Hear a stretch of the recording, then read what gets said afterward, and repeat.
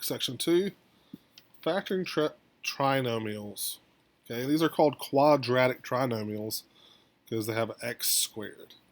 Okay, and they're going to be in this form: x squared plus some number times x, and it could be a minus here, and then plus or minus c at the end.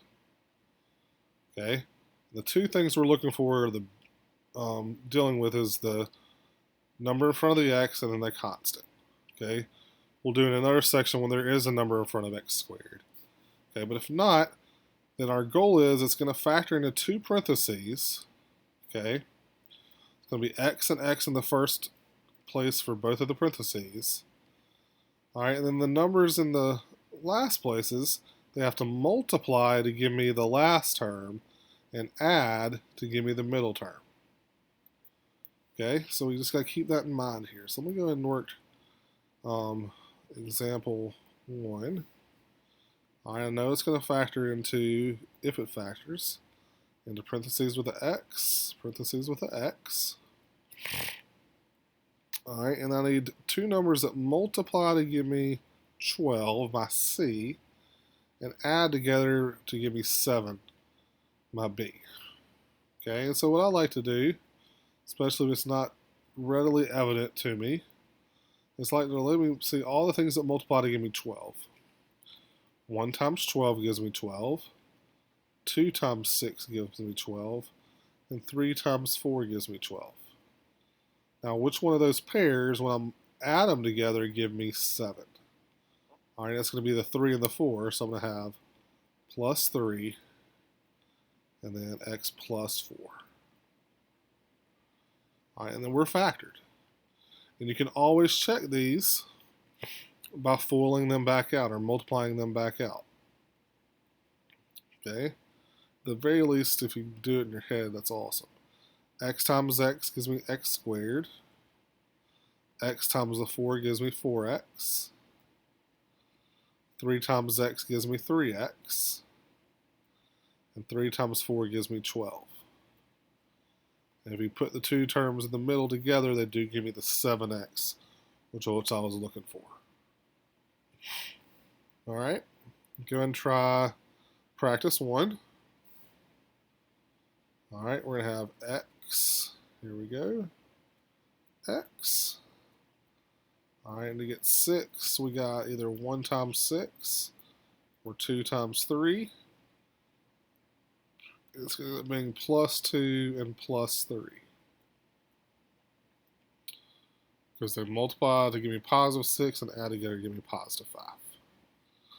All right, example 2. Still set up the same way, x and x. All right, and then for 35,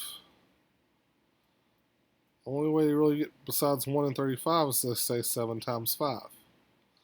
All right, but in this case, I've got a minus 12 here. All right, so in order to get a minus 12, I actually need to have a minus 7 and a minus 5. All right, so it could actually say negative 7 times negative 5, because negative times negative gives me the positive 35 when I multiply, but when I add the two negatives together, I get the negative in the middle. All right, try your practice.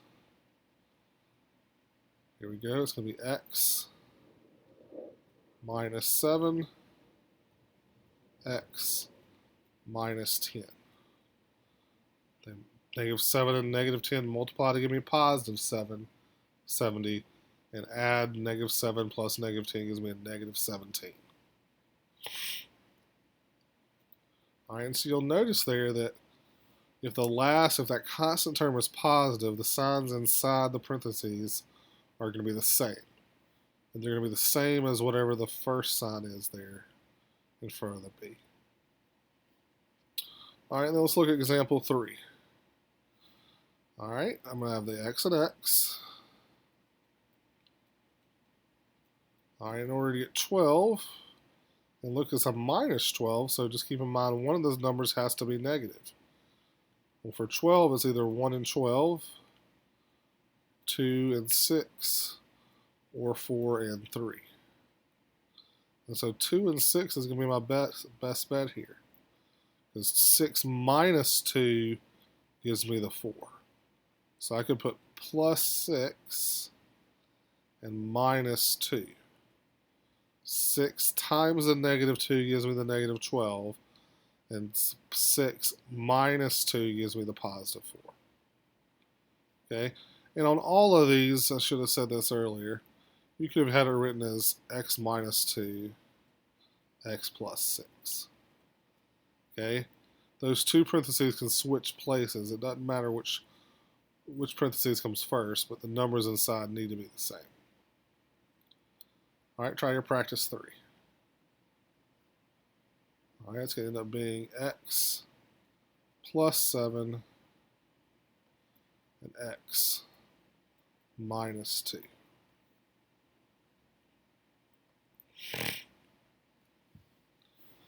All right, if you don't see that b in front of there, it's a minus 1. Okay? It's a minus because it's a minus, and then 1 because it doesn't have a number there. So I know it's going to be r and r. All right, and then keep in mind I need a 42 and negative 42. So I know my signs are going to be different. Because the only way to get a negative 42 is for one of them to be positive and one of them to be negative.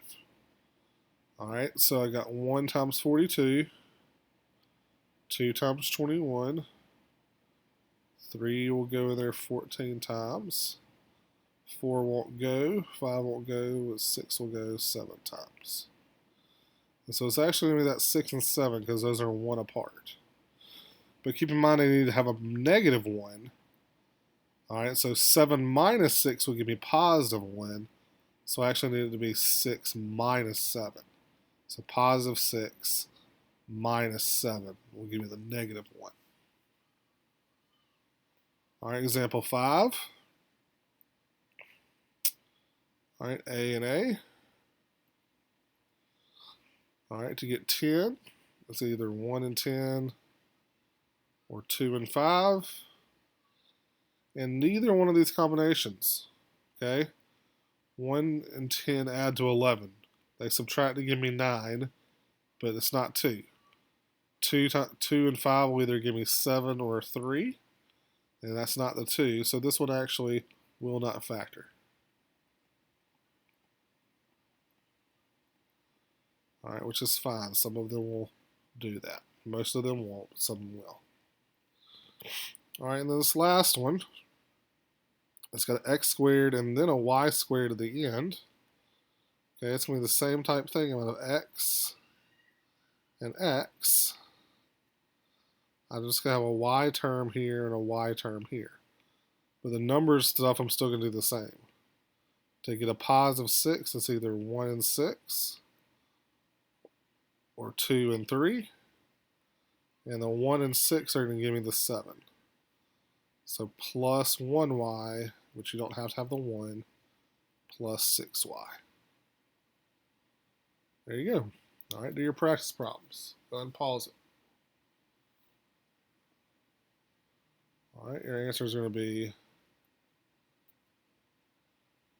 P, sorry about that, P plus 7, P minus 9. 7 times the negative 9 is negative 63. 7 minus 9 gives me the negative 2. Practice 5 does not factor. All right, with the 1 there, the only way to get 1 is 1 times 1. That's not going to give me a 5 in the middle. All right, and then for 6, I'm going to x plus 3y, x plus 4y. Okay, 3 times 4 is 12. 3 plus 4 is 7. All right, and x squared, that means x times x is x squared. That y squared at the end, y times y is y squared. And then when you do that FOIL, the x and the y's will work out to give you that 7xy in the middle.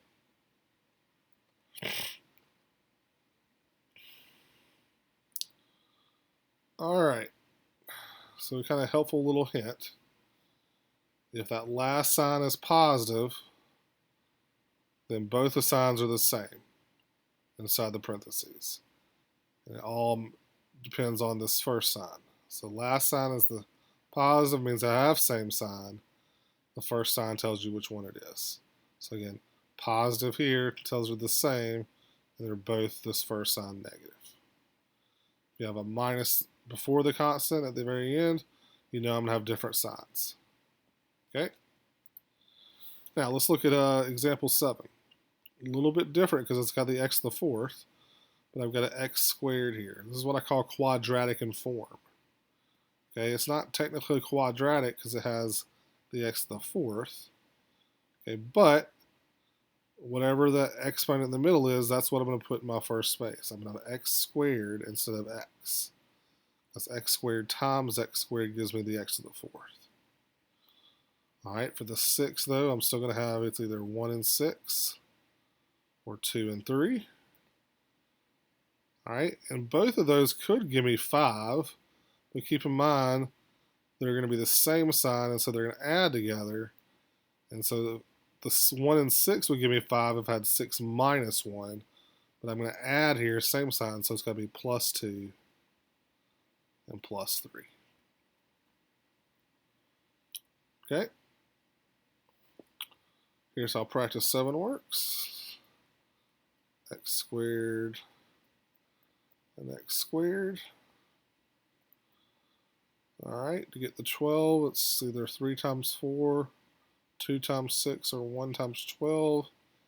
And the 1 plus the 12 will give me the 13. So plus 1 plus 12.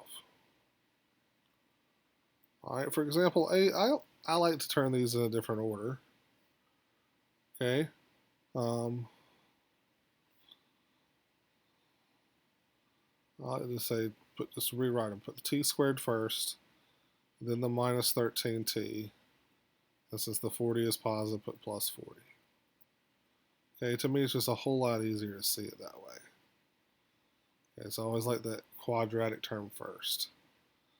All right, so I know it's going to factor into t times t, if it does factor.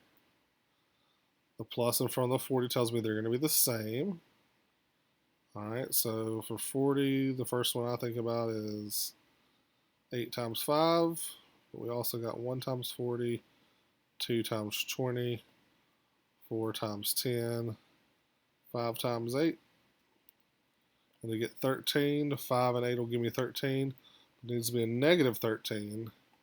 So minus 5 and minus 8. They're going to be the same sign there. All right, try your practice 8 out. Right, here you go. I'm going to rewrite it as x squared minus 14x plus 48. I'm going to have x and x.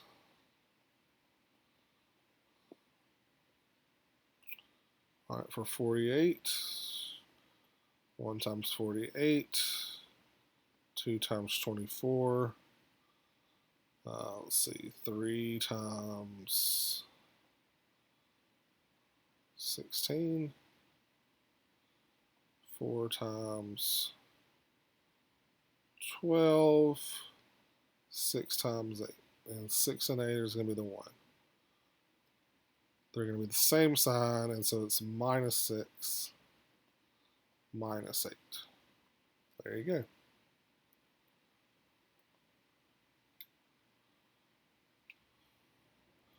All right, so for this last one, on all of these, if there's something in front of the m squared, we want to see, can we factor that out? It turns out, so I look at 3m squared, the 24 with the m, and the 60. Can I take a 3 out of all of them? It turns out yes. So if I factor out a 3, that leaves me with m squared. 24 divided by 3 is 8, so minus 8m.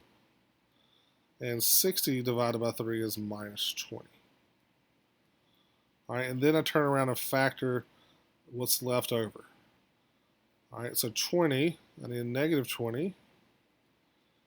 All right, and so I have 1 and 20, 2 and 10, or 4 and 5.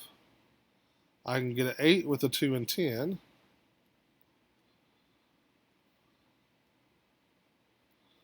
All right, so m and m. And since I need a minus 8, I need to say 2 minus 10. Not 10 minus 2, but 2 minus 10. So plus 2 minus 10. And then they're factored. All right. For practice over here, I can factor the 4 out, which will leave me with x squared minus 6x plus 9. All right. So 4x and x. They're going to be the same sign because of the plus 9. And it's going to be a minus sign. So to get 6 from 9, you got to have 3 times 3. So minus 3 minus 3. All right, and for example 10, let's see, I can take a 2 out of all of them. And then the x squared is the least amount of x's, that GCF we learned in the last section. So I take a 2x squared out. I'll leave it with x squared in the first term. 26 divided by 2 is 13, so minus 13 with 1x. And then 84 divided by 2 is plus 42. All right, so I know they're going to be the same sign. I think about the factors of 42. 6 times 7 was on my multiplication table, and that gives me 13. So I have the 2x squared hanging out in front, x and x, and then minus 6 minus 7. I know they're the same sign because I got to multiply to get positive. That either gives me positive and positive or negative and negative. But they're going to add together to give me negative 13, so negative 6 plus a negative 7.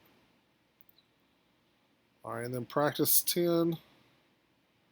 You factor out a 3y squared, which will leave you with y squared minus 6y minus 7. So I know my signs are going to be different. And 1 and 7 will give me the 7. And we'll add together or subtract to give me the 6. So y and y. And I'm going to get 1 minus 7 to give me the negative 6. So plus 1 minus 7. There you go. Try it in my math lab. Good luck. Email if you get questions.